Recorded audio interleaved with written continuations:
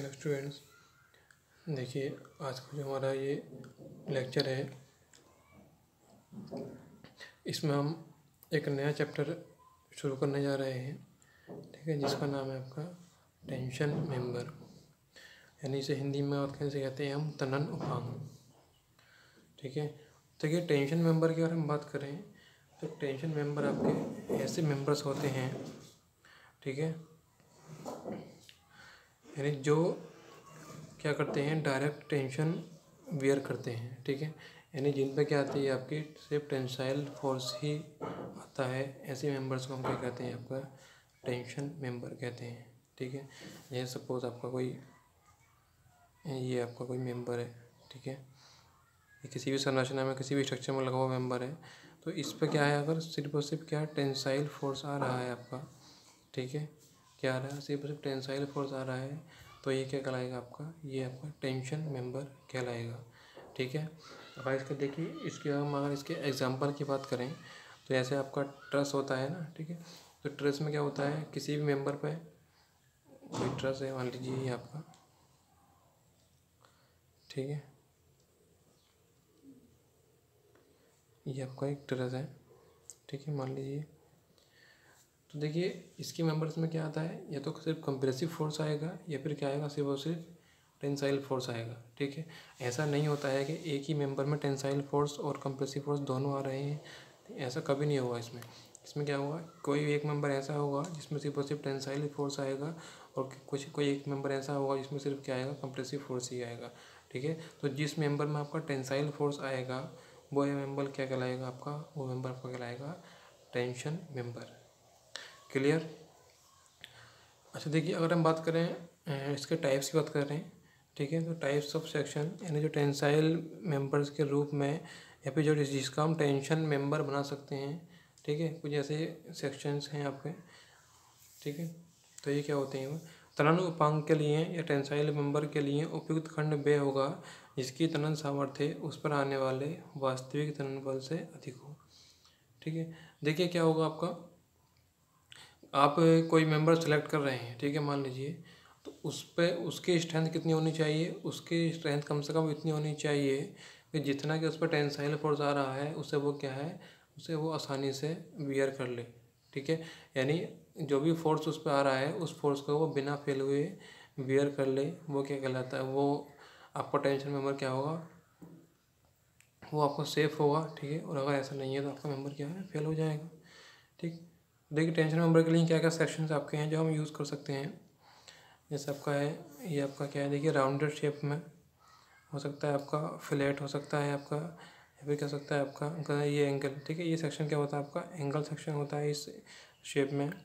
ठीक, तो देखिए गजट प्लेट के साथ में आप क्या है सिंगल सेक्शन वाली एंगल मेंबर जोड़ सकते हैं, फिर गजट प्लेट के साथ में आप दो एंगल सेक्शन भी जोड़ सकते हैं। ठीक, वहीं आपका क्या हो सकता है स्क्वायर शेप में भी हो सकता है आपका ये, या फिर टी शेप में भी हो सकता है, या फिर चैनल। देखिए ये जो मेंबर होता है आपका इस तरह से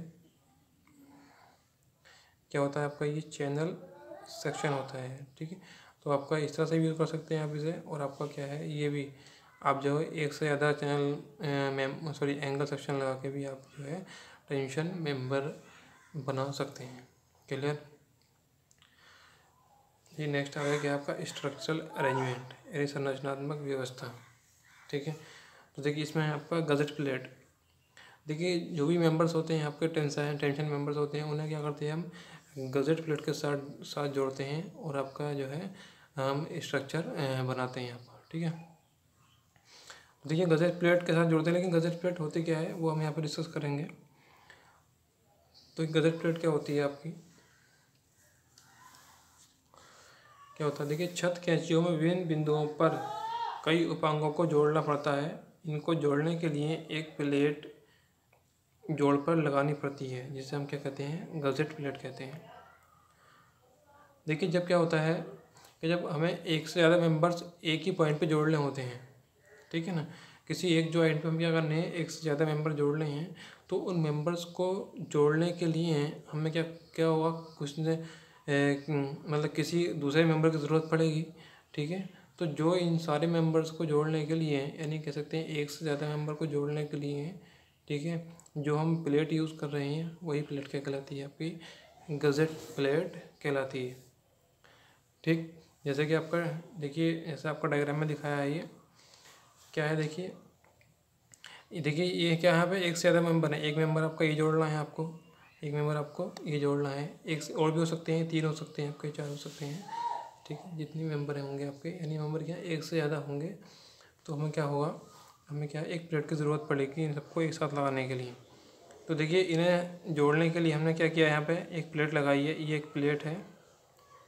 ठीक है, ये स्टील प्लेट है आपकी एक, और हमने क्या है, इस वाले मेंबर को भी इस प्लेट में जोड़ दिया है आपका, और जो ये वाला मेंबर था इसको भी हमने रिवेट की हेल्प से इस प्लेट में जोड़ दिया है। ठीक, तो ये कहलाती है आपकी गज़ेट प्लेट। यानी एक ही जॉइंट पर एक से अधिक मेंबर्स को जोड़ने के लिए जो प्लेट यूज़ की जाती है वही क्या कहलाती है, आपकी गज़ेट प्लेट कहलाती है। ठीक है, तो क्लियर हो गया होगा आप लोगों को ये गज़ेट प्लेट क्या होती है। ठीक है, चलिए ठीक है, नेक्स्ट है आपका टैगिंग रिवेट्स। अब देखिए टैगिंग रिवेट्स क्या होते हैं, क्या होता है, जब कैंची यानी ट्रस के उपांगों में खंड के संयोजन हेतु 2 खंडों का प्रयोग किया जाता है, तब इनमें से प्रत्येक खंड को घटक कहा जाता है। ऐसे संयोजित खंडों में घटकों को आपस में जोड़ने के लिए निर्धारित दूरियों पर टैगिंग रिवेट लगाए जाते हैं। इन रिवेटों को ही आबंधन रिवेट या टैगिंग रिवेट कहते हैं। ठीक है, तो देखिए क्या होता है आपका, क्या होता है, देखिए जब किसी गज़ेट प्लेट के साथ में हम क्या करते हैं, अपने मेंबर्स को जोड़ते हैं। ठीक है ना, हमने क्या किया, गज़ेट प्लेट के साथ में अपने मेंबर्स को जोड़ दिया है, तो क्या होता है, जो मेंबर जोड़े हैं हमने तो उन मेंबर्स को आगे तक यानी गज़ेट प्लेट में जोड़ने के बाद में भी क्या होता है आपका, वो आपस में क्या है जुड़े रहें। तो उन्हें आपस में जोड़ने के लिए हम क्या करते हैं, कुछ रिवेट लगाते हैं। ठीक है, और वही रिवेट क्या कहलाते हैं, आपके आबंधन रिवेट कहलाते हैं, या फिर कह सकते हैं आपके टैगिंग रिवेट कहलाते हैं। जैसे आपको डायग्राम में दिखाया गया है, देखिए ये थी आपकी गज़ेट प्लेट थी। ठीक है, और इस गज़ेट प्लेट में हमने क्या किया है, ये मेंबर्स को हमने जोड़ दिया आपने। ठीक है, अब देखिए ये मेंबर्स यहाँ पर तो जुड़ गए, हमने रिवेट लगा दिया है। ठीक, अब क्या है, ये पूरी लंबाई में क्या है, आपस में जुड़े रहें। ठीक है, पूरी लंबाई में आपस में जुड़े रहें, तो इन्हें पूरी लंबाई में आपस में एक दूसरे के साथ सटे हुए रहने चाहिए, जुड़े हुए रहने चाहिए। तो इसके लिए हमें क्या करना पड़ता है, हमें और रिवेट लगाने पड़ते हैं बीच बीच में, और वही रिवेट क्या कहलाते हैं, आपके टैगिंग रिवेट कहलाते हैं। जैसे इसमें अब एक रिवेट मैंने यहाँ पर लगाया है। ठीक है, तो ये भी क्या है, आपका टैगिंग रिवेट है, और एक यहाँ लगा है ये। वैसे ही आगे और जितनी भी इसकी लेंथ होगी उसमें हमें हमें क्या करना पड़ेगा, रिवेट्स लगाने पड़ेंगे। ठीक है, तो ये हो गए आपके टैगिंग रिवेट्स हो गए। ठीक, अच्छा नेक्स्ट आ गया है आपका, नेक्स्ट आपका सेपरेटर, इसे कहते हैं पृथककारी। ठीक है, संयोजित खंड के घटक गज़ेट प्लेट के दोनों ओर लगे होते हैं, अतः ये आवश्यक है कि इन घटक खंडों में उपांग की पूरी लंबाई में गज़ेट प्लेट की मोटाई की समान दूरी बनी रहे। इसके लिए धातु के टुकड़ों को घटकों के बीच निर्धारित दूरियों पर आबंधन रिवेट लगाते समय लगाया जाता है। धातु के इन टुकड़ों को क्या कहते हैं, हम पृथक्कारी कहते हैं। ठीक है, तो देखिए कहने का मतलब क्या है कि देखिए जैसे हमने क्या है, दोनों मेंबर्स को इस गज़ेट प्लेट में जोड़ दिया है, तो ये क्या है, ये मेंबर पूरी लंबाई तक होंगे, आपके आगे तक होंगे ये और भी। ठीक है, जैसे आपको यहाँ तक लंबाई में चल रहा है आपका ये। तो देखिए यहाँ तो इन दोनों के बीच में डिस्टेंस कितनी है, जितनी भी आपकी क्या है गज़ेट प्लेट की मोटाई है, उतनी क्या है इस वाले मेंबर और इस वाले मेंबर के बीच में डिस्टेंस है। क्लियर, लेकिन क्या है, गज़ेट प्लेट यहाँ लगी हुई है, लेकिन आगे तक क्या है, गज़ेट प्लेट नहीं लगी हुई है। तो क्या होगा, आगे चल के क्या है, ये दोनों मेंबर्स क्या होंगे, आपस में मिल जाएंगे। जैसे यहाँ तो डिस्टेंस थी इन दोनों के बीच में, लेकिन जैसे आगे जाएंगे तो क्या होगा, आगे चल के ये दोनों आपस में मिलने लगेंगे।